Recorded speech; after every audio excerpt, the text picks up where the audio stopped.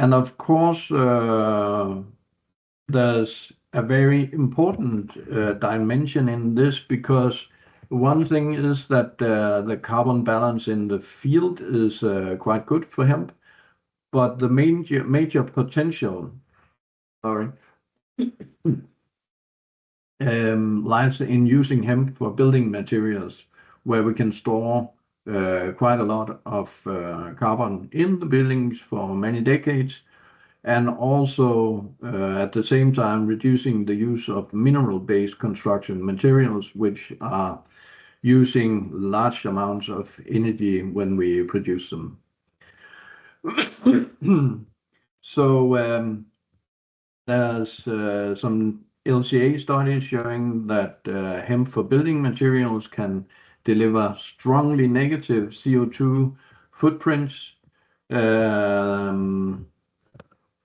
because the carbon remains stored in the buildings. And one study found that 15 tons of hemp per hectare resulted in about minus 26 tons of CO2 equivalents per hectare, even though both cultivation, processing, and long-term storage were included. So overall conclusion, hemp has quite strong agronomic performance. It has low input requirements. There's some environmental and biodiversity benefits, and there is some economic potential in the growing of hemp, but it requires that we have a local value chain, and that we are able to produce high yields and good quality of hemp. So overall, promising, sustainable crop, but not without some challenges. And that was all from me. Thank you for the attention, and I think we are ready for some questions, if you have any. You received already some questions. You can see in the chat, or Yes. I can read it for you. On your right, how will it work during winter with preferred temperature of 15 to 27 degrees? The first question to Jana, or maybe this is just for you, Henrik.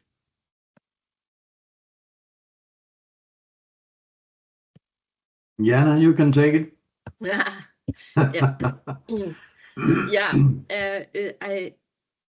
Hemp can be built.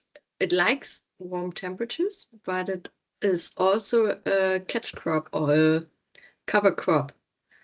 You can seed it at the end of the summer after barley.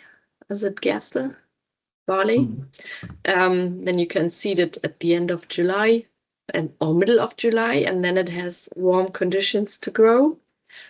And it grows and grows and grows. It just takes 120 days. And so when it's warm enough till October and November, like this year, you have big plants. Not that big as the summer hemp, but it's okay. And then you leave it in the winter, and the frost will roast the hemp.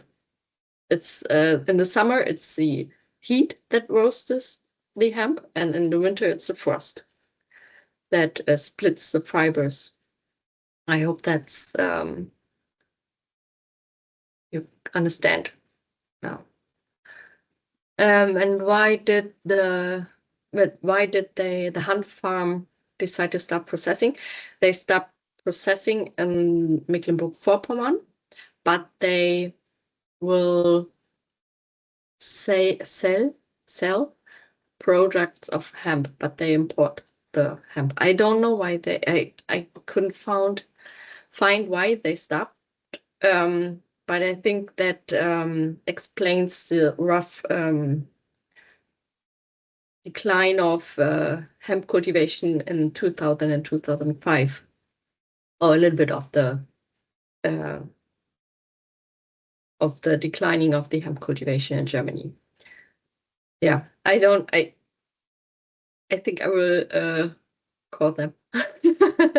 It's I interesting can for see me there's too. another question, Jana. Why do farmers grow hemp when wheat is more profitable? Do they have other reasons? Yeah, the calculation was very low because if you have a contract with the farm, with the processor, they try to pay the farmers as much money as wheat costs. So they try to they know they have to concur with wheat production or with the grain production at all, and they try to level the yeah, I hope you know what I mean. Yeah, but all in They pay as all, much as the farmer would Yeah. have. They do they so the farmers will normally not produce hemp unless he can have the same income from the hemp as he can or from you wheat. can the profits hemp is doing for the next crop, or you can it's a good crop. The farmer has not much work, and if the processor like Handfaser Uckermark is doing the harvest and the processing and the marketing, and then the farmer needs less money for the straw. It's if you have or if you do it organic, like the Vogtlandfaser, you will earn more money because there's no pesticides in Germany required. Also, they don't need pesticides or a little bit of fertilizer, yes. But it's a very simple crop to grow. Other questions?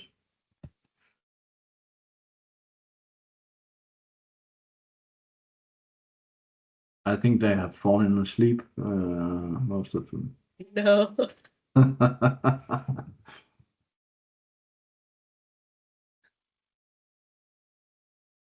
Yeah, we have one more.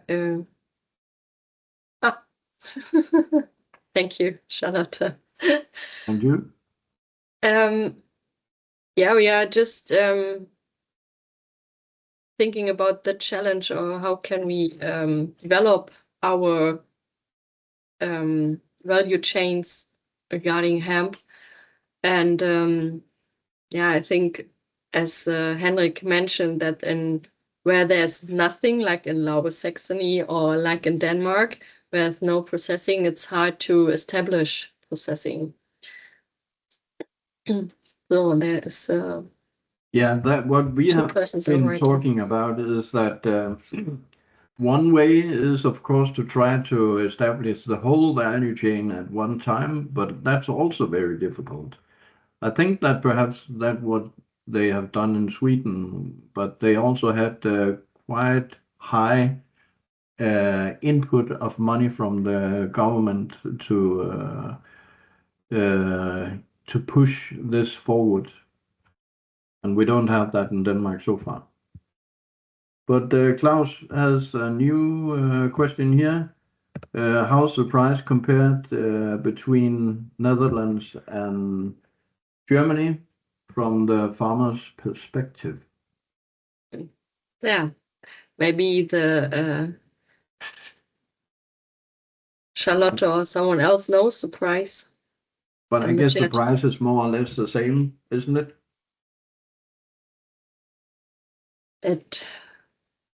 I can say that the prices I used is from the Netherlands. Oh, okay. Then it's nearly the same. It depends on the producer and how far the production, the transportation costs is. If the hemp is far away from the fabric, or if it's, I think that also is important, and the quality and the yield and so many factors. And Ukraine, I don't know. There's some in Romania. There's There are some processors, because many is said too much, but some German importers use hemp from Czechia or the mutton, the products from Czechia and Romania. There's also some plants, but not that big. I think the biggest player is France, and they have big cooperatives. And Yeah, it could be very interesting to hear more from France, because apparently they have cracked the code in some way.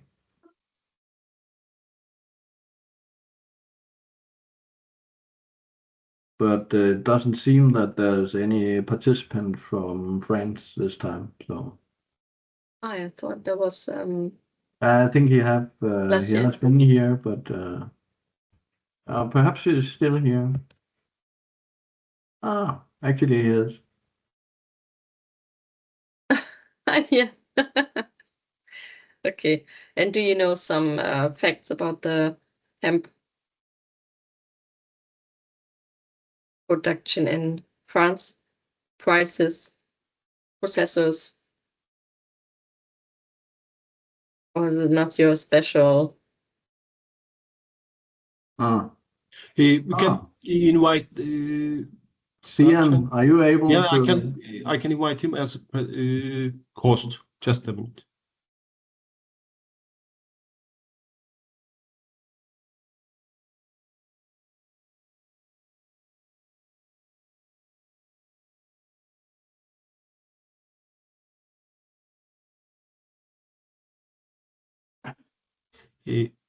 Yeah, Lachen, I think you are now able to turn on your microphone.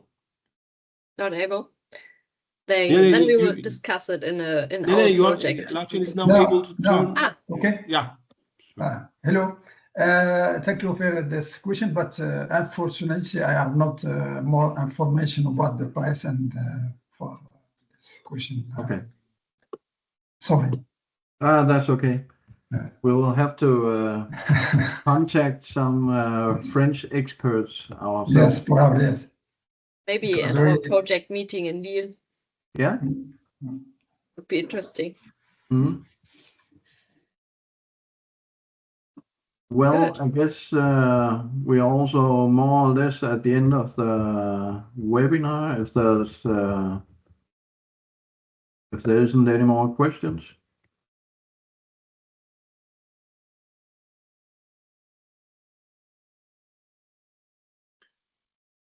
The webinar recording will be available on our project website and our YouTube channel as soon as possible.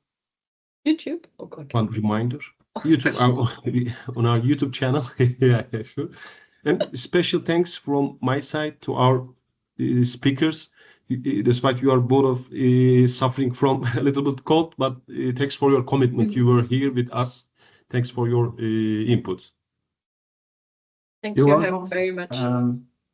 A very good day to all of you. And thank you for hearing our presentation. Thank You're you. welcome. See you. You're welcome. Have a nice day. Bye. Bye.